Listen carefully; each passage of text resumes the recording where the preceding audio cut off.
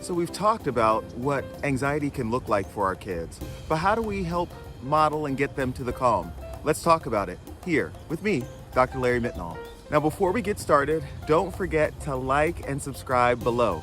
That helps us to reach other families with these words of encouragement and ideas to help them to grow really great kids. So looking for calm, helping our kids develop a sense of peace when they're overwrought with emotions and especially worry. So in our last video, we talked about some tips or ways to maybe identify some of the most common features and the ways that kids express anxiety to us. But how do we help them once we've kind of identified it, making sense of it and finding the calm after the storm? Well, one of those ways to consider, if you haven't already, is learning to describe the feeling.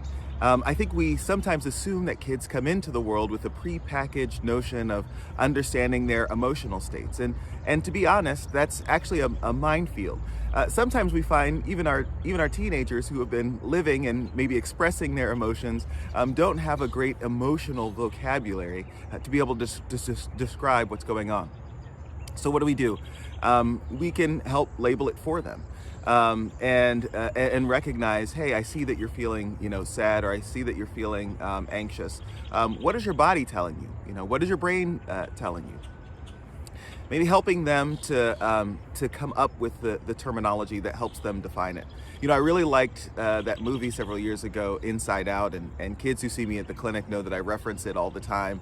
And what I like about it is, there are caricatures that they did such a great job drawing and discussing and portraying in that movie. And so I remember just as soon as the movie came out, we got this box set and of each of the emotions, and you could slide out one for the other. And the book that was in the front, there was a little window that shone that you could that would show or highlight that emotion. So anger and disgust and sadness and joy.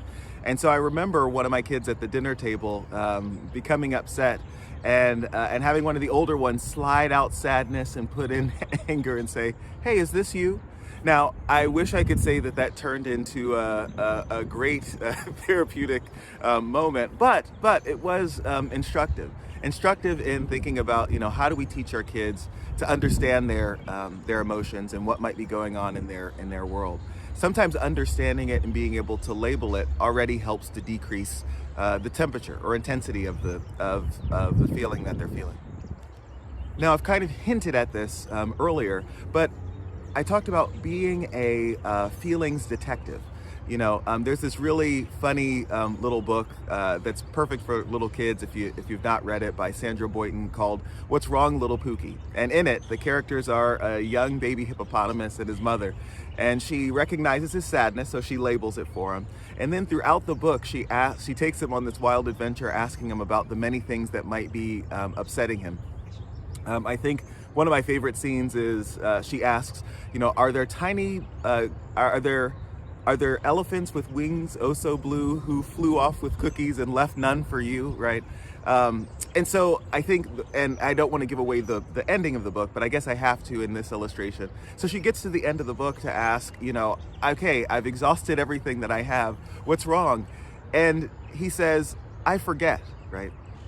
And so again, I think she does in a cartoon way what I think we can apply masterfully as parents, and helping them to both, figure things out. And sometimes we unravel the string to find, they don't remember, we don't remember, to be able to help them. But having somebody there with you, helping unpack some of those big feelings can really be helpful.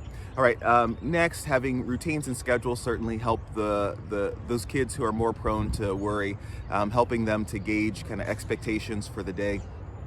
And then lastly, there are things that we can do as parents modeling calmness. Again, sometimes we, in such a fast-paced world, and managing our kids and expectations and work and other demands that plague at us, we might spend less time, even with our kids, expressing, that was really frustrating. And here's what I did to help cool myself down, or, actually, we're gonna go for a walk, as a family. dad is feeling a little, had a kind of frustrating day, and it'll be helpful or maybe relaxing for me if we could all go for a walk or play in the backyard or throw the football around or just sit quietly and read a book. All right, so here's some ideas to help you get started on helping tune down or tone down some of the anxiety that your kids may be experiencing. Again, I appreciate you watching. Stay tuned for more. Take good care and be well.